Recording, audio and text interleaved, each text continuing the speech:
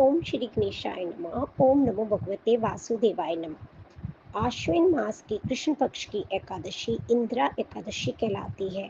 जब कभी श्राद्ध श्रद्धा से न करके दबाव से किया जाता है, जब अयोग्य व्यक्ति के द्वारा श्राद्ध होता है तो श्राद्ध के बावजूद भी मुक्ति नहीं होती है। इस व्रत के प्रभाव से बड़े बड़े पापों का नाश होता है। ऐसे में इंदिरा एकादशी का व्रत रखने से पितरों को सद्गति प्राप्त होती है। ये भटकते हुए पितरों की गति सुधारने वाला व्रत है। इस दिन भगवान विष्णु के प्रतीक शालिग्राम जी की उपासना की जाती है। व्रती को शालिग्राम जी को तुलसी पत्र यानी तुलसी का पत्ता अवश्य चढ़ाना चाहिए। शास्त्रों और वैष्णवों के अनुसार ऐसा माना जाता है कि एकादशी भगवान विष्णु को बहुत प्रिय है। एकादशी का व्रत करने की विधि। ये व्रत दशमी अर्थात एकादशी से एक रात पहले आरंभ हो जाता है। दशमी की रात को भोजन नहीं किया जाता, फिर एकादशी के पूरा दिन अन्न नहीं खाना होता। व्रत को निराहार या फलाहार लेकर करें। पूजा विधि। इस दिन सुबह जल्दी उठकर स्नान आदि का व्यक्ति को पूर्ण रूप से स्वच्छ हो जाना चाहिए। सूर्य देव को अर्घ्य दें। उसके बाद भगवान विष्णु के विग्रह समक्ष घी का दीप प्रज्वलित करें। ईश्वर का ध्यान लेकर भजन चालीसा आरती का पूजा करें।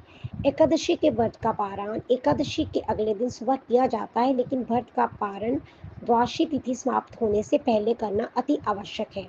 यदि द्वादशी तिथि में पारायण न किया जाए तो व्रत का फल भक्ति को प्राप्त नहीं होता। एकादशी का व्रत करने वाले व्यक्ति को वैष्णव धर्म का पालन करना चाहिए। इस दिन व्यक्ति को नाम जप अवश्य करना चाहिए। गाय को हरा चारा खिलाएं। भगवान विष्णु के समक्ष गीता का पाठ करना विशेष फलदायी होता है। कांसे के बर्तन में भोजन नहीं करना चाहिए। व्यक्ति को अधिकांश समय भजन और प्रभु स्मरण में बिताना चाहिए। सार्वजनिक स्थान पर पीपल का पौधा लगाएं। इस दिन विशेष तौर पर चावल नहीं खाने चाहिए। रात्रि में भगवान का जागरण करना चाहिए। उपवास करने वाले व्यक्ति को प्याज, बैंगन, 5 सुपारी, लहसुन व मांस मुद्रा आदि नहीं खानी चाहिए। इंदिरा एकादशी की कथा। आइए सुनते हैं इंदिरा एकादशी की कथा। महिष्मतिपुरी के एक राजा थे। इंद्रसेन धर्मपूर्ण प्रजा के उद्धार के लिए कार्य करते थे। साथ ही हरि भक्त भी थे।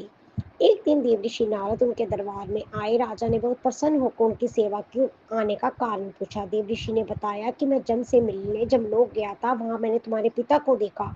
उन्होंने बताया कि व्रत भंग होने के दोष से वे जमलोक की यातनाएं झेलने को मजबूर है, इसलिए उन्होंने तुम्हारे लिए संदेश भेजा है कि तुम उनके लिए इंदिरा एकादशी का व्रत करो ताकि वो स्वर्ग लोक को प्राप्त कर सके।